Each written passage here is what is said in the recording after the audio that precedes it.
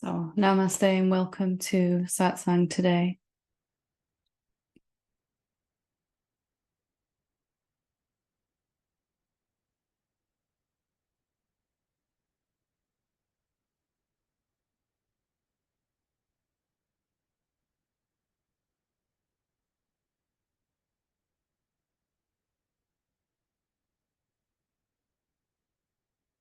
So, as always, let's just start by looking at why we're here in Satsang, in awakening. And it is really to come to an experiential recognition, something that you can actually experience about who you really are.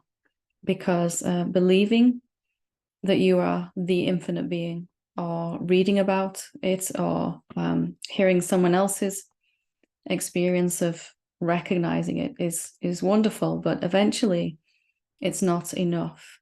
And maybe all of the reading about and hearing about to get us to this point where we're needing to cannot accept anything other than experiencing it for ourselves. And that's what satsang is for. Gathering together in the truth to actually experience that. So I wanted to talk today a little bit about something that came up this week several times in different ways for different people, and hopefully shed some clarity on it. And that is whether awakening is a sudden event or whether it's a gradual thing, a gradual unfolding, a process over time. And this really confused me for a very long time. So it's good to try to clear up any misunderstanding we may have around this area. And of course, the more simple the truth is in any area of our life, the more paradoxical it may seem. So is awakening a sudden one-time event that happens? Is it an event, a seeing? Or is it an unfolding over time?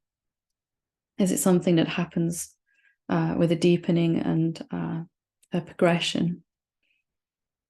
And ultimately, I have experienced awakening both of those ways. And I came to, after a lot of suffering, realize that they are both the same thing. So I'm going to try to kind of explain how a sudden event can also be something that happens over time, because it doesn't seem to always make sense to our mind. But getting clear on this is going to help us to relax into what's already unfolding for us in and as our awakening, our life. So a sudden event, not sudden as in shocking, although sometimes it can be, it is an event, something that happens one time only. Or in this moment, we could have a seeing of who we really are, that there's only one of us here, that the infinite being is infinitely talking to itself and imagining other beings exist, when really it's everywhere, there's only one being. That seeing could happen in any moment, and it will leave its mark, so to speak. It will be unforgettable to whatever degree. Doesn't mean we won't forget it again. Unforgettable as in you can never fully, you've sped up something on the timeline then when you've had that seeing. Between that first time you get a glimpse and the time when you realize in hindsight that you're living that way always, when it shifted over, you might not be aware of. So you have a glimpse or a seeing, or even in meditation when we're just touching down into something peaceful, contentment. It doesn't have to be an aha moment that we recognize. It can just be, I'm just in meditation and I'm feeling some kind of deeper place within me, some kind of peace. I don't know what that is or how it's happened or where it came from. Just experience in meditation. It can also come through self-inquiry, asking a question and learning to open up to all the answers. It can also just happen. because of previous spiritual work we might have done in former bodies. And those events all seem to be events. But if we look at the infinite being itself, even just conceptually for a moment, if that's all we can experience right now, if you are always here and everywhere, is there really such a moment where you can single out from the continuousness of yourself? You go on forever, you're always here. Can you single out a moment on that timeline and say, this is when an event happened? This is when I had my seeing at 2 p.m. on Tuesday. I was just sitting down to meditate and something happened. I saw something. From the mind's perspective, yes, you can. From the self, the infinite being, not so much. Because there is only one time in the infinite being, and that is now. It's always now. When we started this satsang, we started it now. It had that nowness to it. And when we finish it, it will be now. 5 hours later, after we close this meeting, it will still feel like now. When you go to bed tonight, it will feel like now. When you wake up in the morning, it will feel like now. You can never actually experience later or tomorrow or yesterday or earlier. There's always this eternally ongoing newness, nowness, which is one continuous, never-ending moment. Never started, never end. So from one perspective, it feels like an event, a seeing, or a touching down into something and experiencing. A recognition of something that is different to and beyond our ordinary way of experiencing life. And from another perspective, it's not an event at all. So there is also this other aspect of awakening, this unfoldingness that's going on for each of us. Today, for me, this morning in my sitting, what the truth was revealing itself to me still. I say it and me as if there's two, but there really isn't. I was experiencing myself even clearer than I have ever before. And tomorrow it'll be even clearer than that. And that will go on forever in various bodies. So there is also this unfolding aspect to that the seeing happens in one moment or an experiencing of something. And then later, it will happen again at some point. And then again and again and again, until it's pretty continuous. I'm experiencing myself and I'm seeing it ever clearer each time.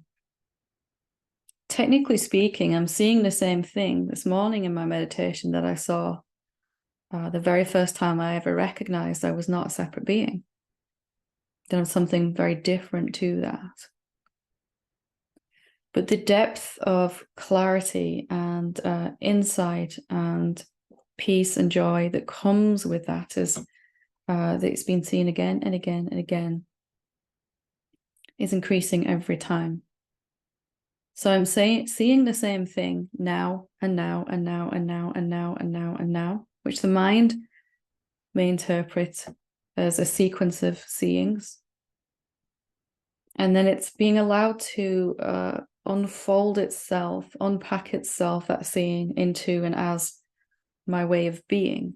It's integrating itself more and more each day, deeper and deeper, more and more unlimited in its expression, in its ability to express itself as this body and mind. It's happening the same for all of us.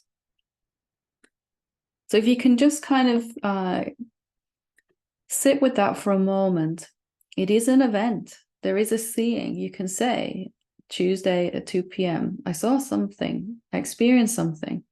Today, when I asked myself inquiry question, it was just very different. Something for a moment, maybe a nanosecond, just let go.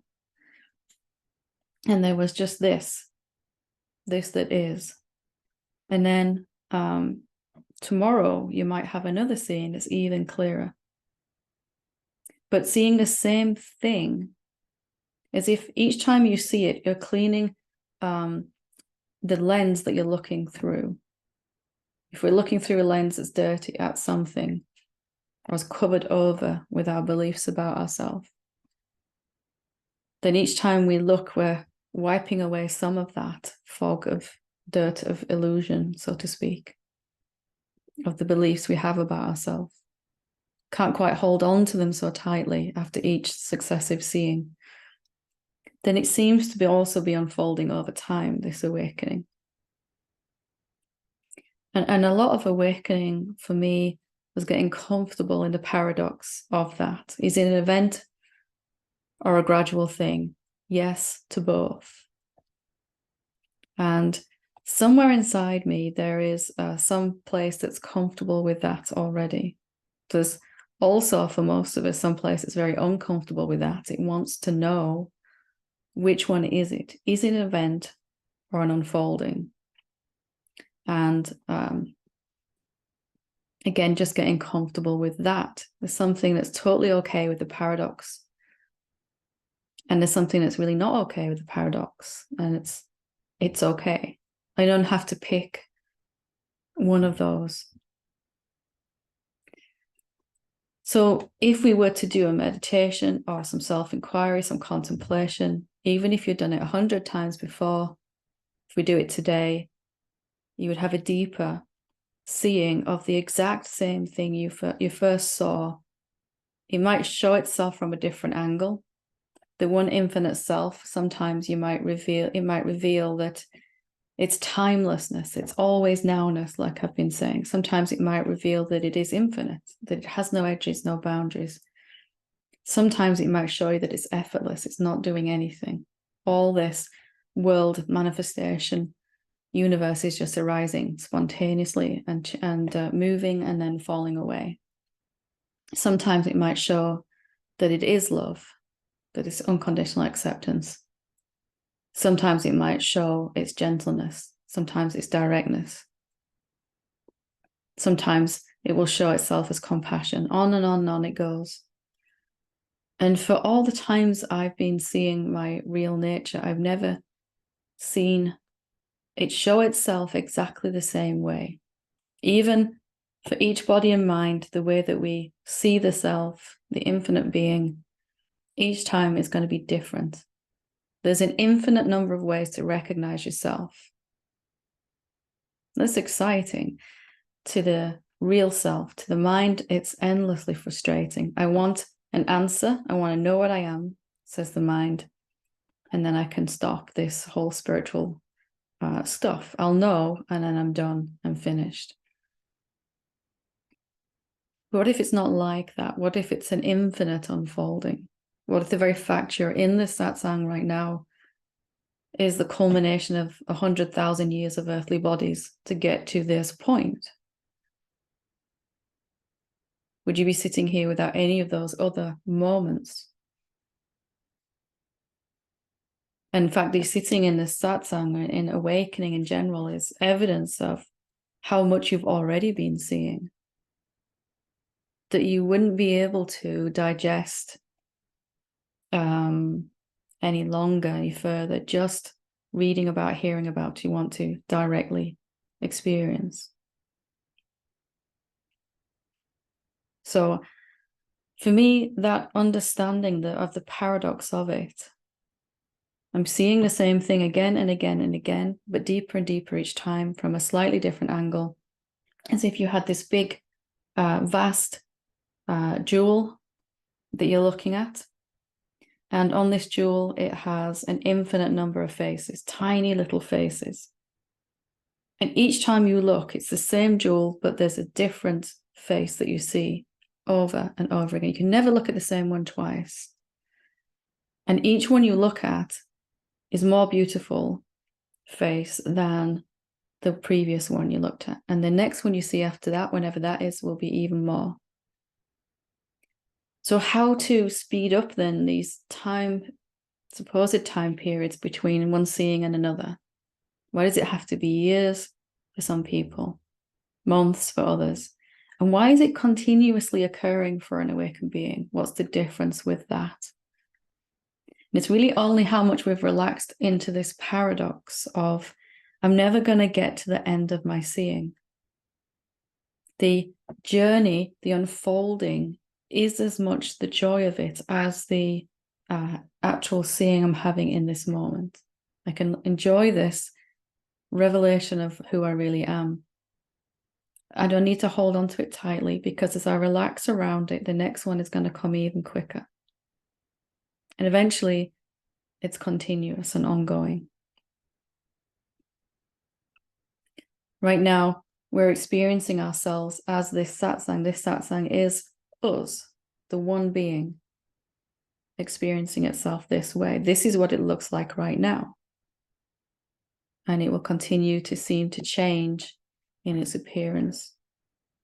So can you relax more into it? You're never going to get to the end of the seeing like the mind wants. But each seeing you have after this is going to be more beautiful, more expansive, deeper, more profound than the last one. And the one after that will be even better, because that's the nature of realities. In manifestation, as our awakening, as our lives, it's always expanding, always.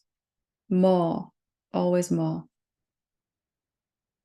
Usually we're getting more of the illusion because we're focused on that rather than what's real. We go back into imagination. So can you relax into the fact you're never going to get it all done? And would you really want to? If I said to you, here's the key to paradise, and every time you come back out and you go back in again, paradise is going to be upgraded, be even better than it was last time. Whatever paradise would look like for each one of us, we'd have our own unique perspective on that. But you knew that when you walked out of it, the next time you go back in, it would be upgraded, even more amazing. And eventually you don't ever leave, because you never really walked in. You're just seeing where you've always been.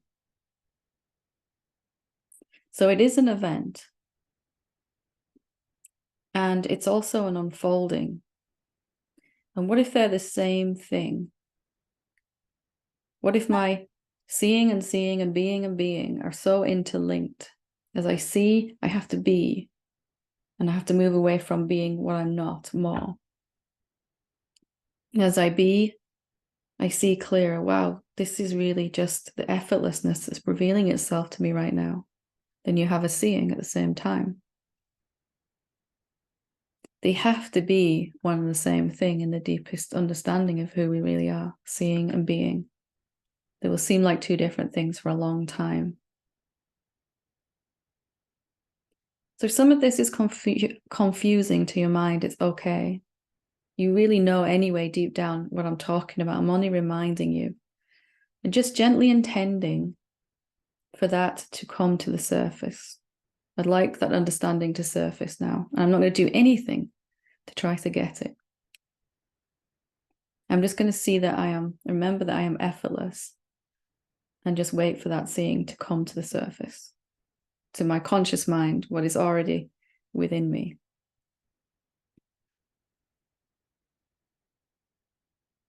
So I wanted to speak about this because this is where I delayed my own awakening for a long time. So much energy was invested in someone that was trying to get to some final moment along this continuous now, where I was done, finished. And maybe that happened, but not in the way that I thought. I was done and finished trying to get to an end point. And I didn't make that happen. It just fell away when I realized this will go on forever, and has been going on forever. The latest species on this planet that it's created to recognize itself, the infinite beings, human beings, where it can have conversations about itself, and satsangs and classes and retreats and all those things. It can read books about itself. Whatever species comes after this will be even more capable of realizing, and so on and so on. You can see the unfoldingness of that evolution over time. If you look at the species that have been on this planet.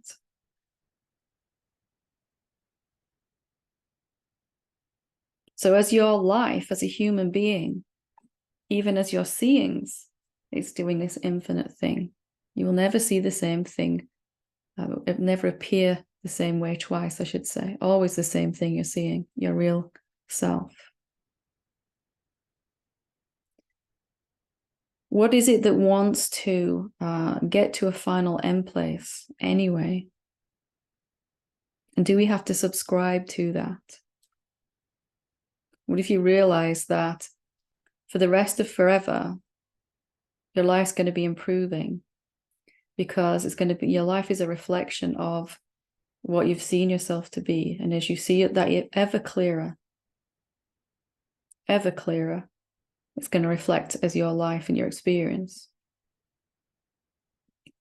And would you really want to stop that if you realized that this unfolding could go on forever, ever more beautiful, ever more peaceful, beautiful experience, abundance of all forms, abundance of peace, abundance of joy, passion, purpose, energy, well-being, compassion, all the things we could want, abundance of resources in all ways that they can show up in an external way, time, all of that. Would you really want to bring that to an end? There's just this one tiny thing in human beings which gets so much focus, and that is there's something that I can know that's going to give me this final peace, some insight, some epiphany, some seeing that will give me everything I've been looking for, total peace. There'll be an end point where I'm done searching, and then I'll be free. What if you're just successively, progressively seeing how free you've always been? Does it make sense then to keep trying to get to an end point? So as we come to understand that and sit with that, let it be absorbed and digested, all of the energy that's been placed into this go, go, go, go, go mechanism. You know, I'm going to storm the gates of heaven, of nirvana, and the more energy and effort I put into that, the faster I'll get there. You know, that mechanism. I'm going to do twice as much meditation as everyone else. This was my seeker. I'm going to read 3 times as many books. I'm going to watch every single satsang I can ever find. I'm going to study every spiritual pathway I can find. And if I just do lots of that, it will get me there. I didn't even know where that was. I didn't know what I was heading towards, but nonetheless. And no matter how hard I tried, I couldn't take the energy out of that seeker. It just went on its own momentum, relentless, obsessive. Until I started to understand there is no endpoint in the way that the seeker is looking for. You could, when this body dies, you could have another body and another one and another one. You could have 100,000 human lifetimes after this and spend them all having an even deeper, more beautiful experience of yourself. That like blows the mind open, doesn't it? How can I possibly keep seeing the same thing infinitely and it'd be even more amazing every time? That really is the nature of infinite, isn't it? My mind just kind of goes, I don't even know how to imagine that. But you can verify it's happening right now in your life. Every time you come to satsang overall, or to a class, or any teaching, or any life experience at all, you're evolving, deepening. You might not realize it, but the last time and the same emotion came up, next time it comes up, you'll resist it a little bit less. You'll let it be there a little bit more. You'll judge yourself a little bit less. Yes, there are bumps in that curve, but if you look at the beginning of this lifetime, completely unconscious of who you are, really, as your egoic sense of self really began to manifest in the world, in your life, me and mine became very prevalent ideas, you and yours, and all of that, to where you are now today. And if we fast forwarded another 10 years, where do you think that would be in the progression? How much peace would you be feeling? How many insights will you have had? And the answer to that question, how many insights will you have had? How much peace will you be feeling? Really depends on how much you relax into that journey. It's okay to want more peace, of course, we all do, but let's not put that on a future moment. Or put it on today. Today I'm feeling more peace than yesterday, and tomorrow there'll be even more. As you relax into, you're never going to get it finished in that way. And there'll be a point where you really don't want to. You'll be throwing away concepts faster than you can keep up with. Because each one of those that you let go of, an idea about yourself, there's more peace revealed in that, more joy, more beauty.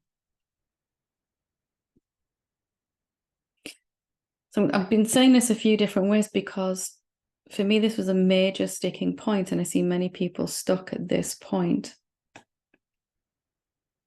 It's never going to end, the unfolding of seeing. The only thing that's going to end is obviously each individual body eventually. But they are also infinite in supply. You just order another one, pick it up when you're ready, you know. The infinite seeing is never going to come to an end. The only thing that ends is expecting some final moment in the future when you're free, and recognizing right now I'm free, already beyond the mind, already beyond the body, loving it, using it, enjoying it, but not needing it. And all that's happening is I'm seeing that clearer every single time I see. For me, that was just you know, and the plug was pulled out of the seeker. It went on for a while on its own momentum. And it was asking itself, when am I going to stop? When am I going to stop seeking? And then at some point, I took my attention off it because it was really quite irrelevant, because I was feeling so much peace in just resting here, ever deepening in that. And last time I looked, it completely disappeared. I don't know when it went. So it didn't matter anyway. Some thought loop is on a journey, some thought cycle.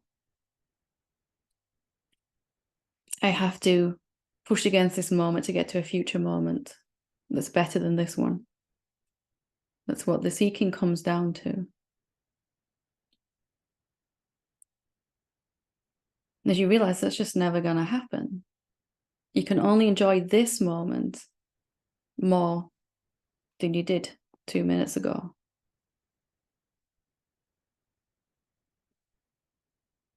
I hope something I've said there has really kind of impacted. And then the seeking just kind of burns up in the atmosphere of the real self that's content now, perfectly content now, and also becoming increasingly more content as a human being, living this paradox. Is it an event then, or an unfolding? Yes. Is it sudden or gradual? Yes. And just kind of sitting with that, like, where's that place inside me that makes sense? Where's that place that gets this? I'd like to just kind of get this, and I'm not going to struggle to make that happen, because that will seem to push it further away.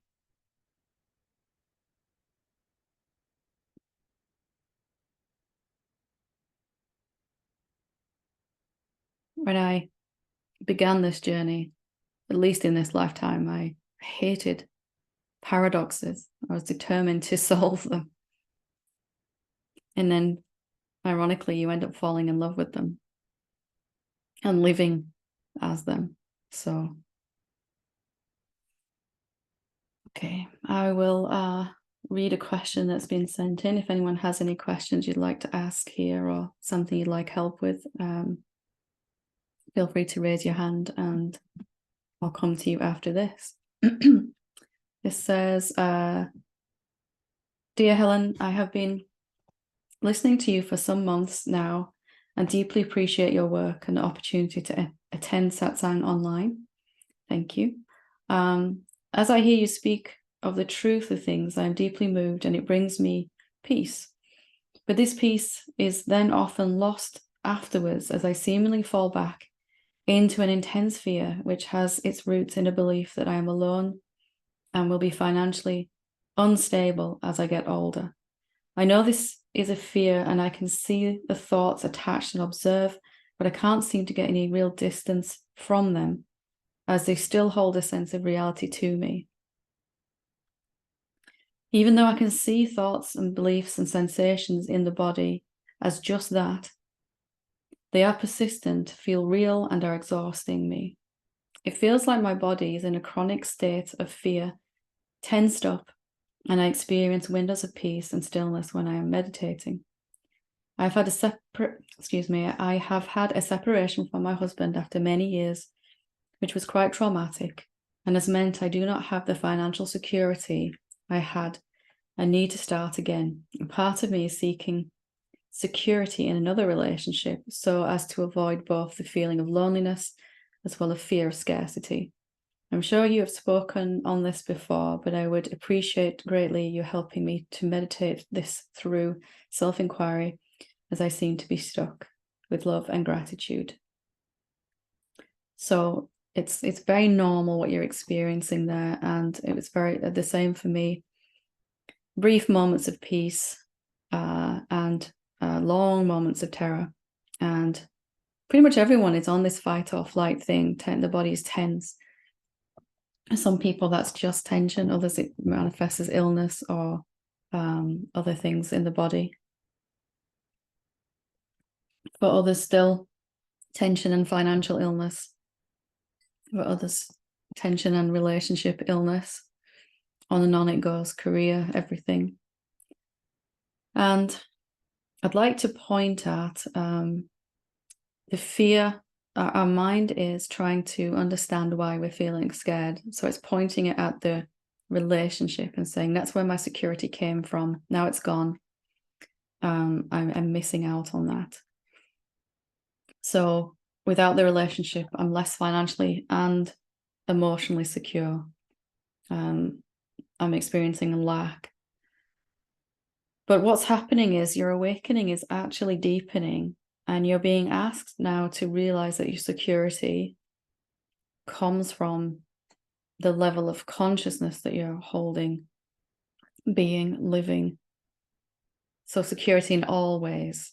So in the form of a relationship and in the form of financial security. Financial security never comes from what we're doing for a living, never. It comes from who we know ourselves to be. As I recognize I'm infinite, I can create shapes endlessly. I create this whole universe. I can create any resources I need, and I can trust in that more and more. My seeing deepens. And I see clearer that right now I'm doing okay. Right now, and the only moment there is, I'm okay. And the security that comes from recognizing you can never die. Never. You can never be harmed. You have never been ill. You were never born. On and on it goes. That is the infinite security that then reflects as financial security and a loving partner that you can grow with and learn with and share and explore. And a career that enlivens you and you feel vibrantly passionate about, whatever that is for each one of us. So this fear is coming up now because it's showing you this is the condition of thinking, the state of thinking we're a separate being, that I need to get my security from out there in the world, from my relationships, my experience. And suddenly I feel very insecure when that apparent person has gone who is making me feel safe. But that can never last. Even if you found the perfect person, eventually one body or the other is going to go.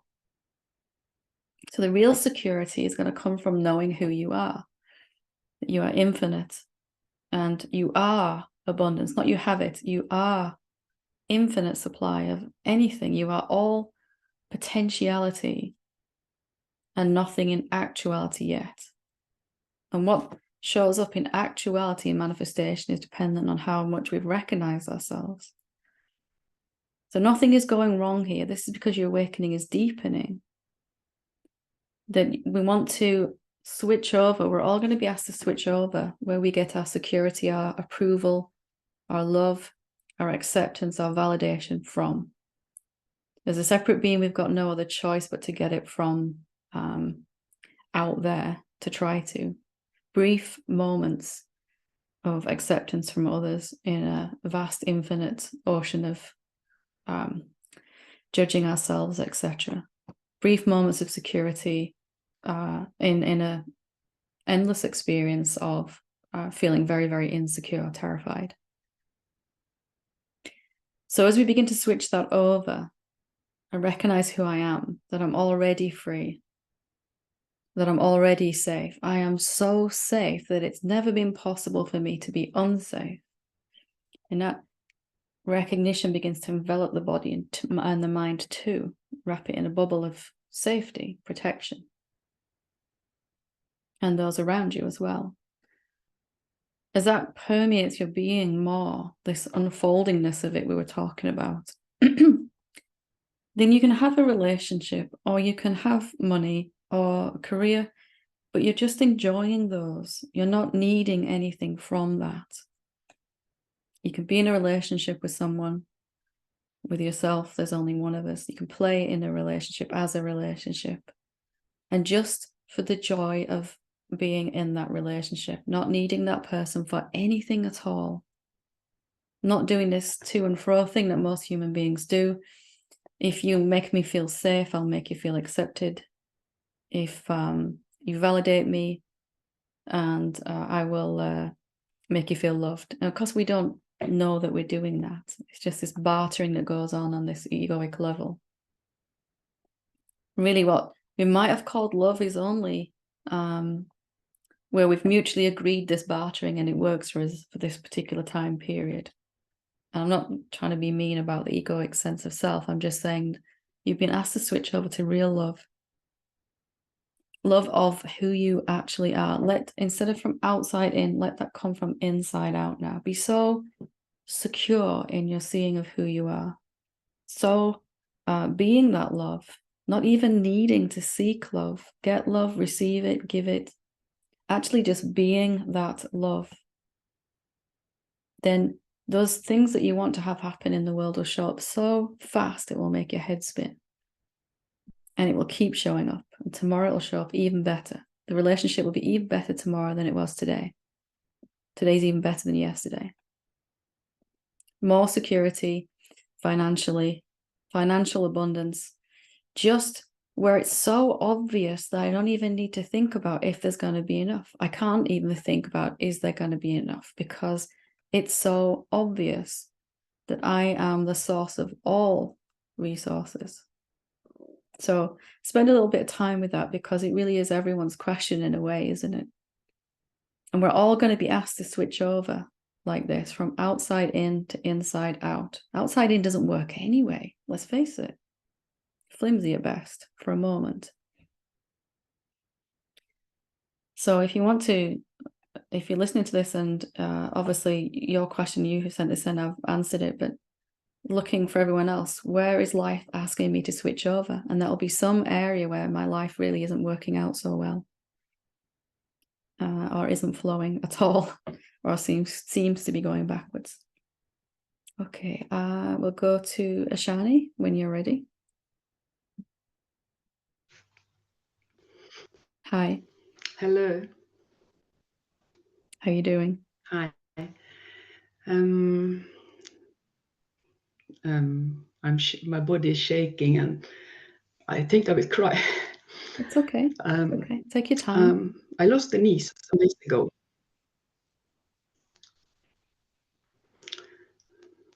I lost a niece some days ago, and I wonder what happened when she was very young.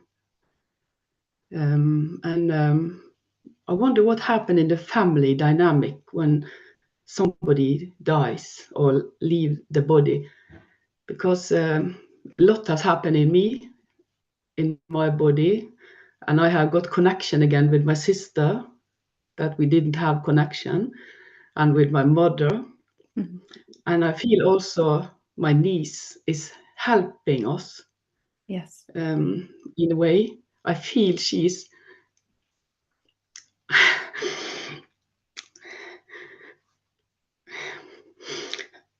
like she wants to help me to wake up. Yeah. Yeah. And my Absolutely. sister, yeah, and it's very strong. And I also feel this more fire inside. Like I need to wake up, or I want to see who I am. Yeah. Like it was giving more fire to this longing, to this awakening in me. Yeah. Yeah. So Even our death, our physical death, can be a learning experience, right? And death is such that the pain it causes a separate being left behind, so to speak, can be a pivotal point. It can be so painful that, well, first of all, it really helps everyone focus on what's actually important in life, our relationships with each other. That's really what this is all about, isn't it? And for those of us on the pathway, it can be a sharp reminder that there's only so much time in this body, and really ought not to waste it.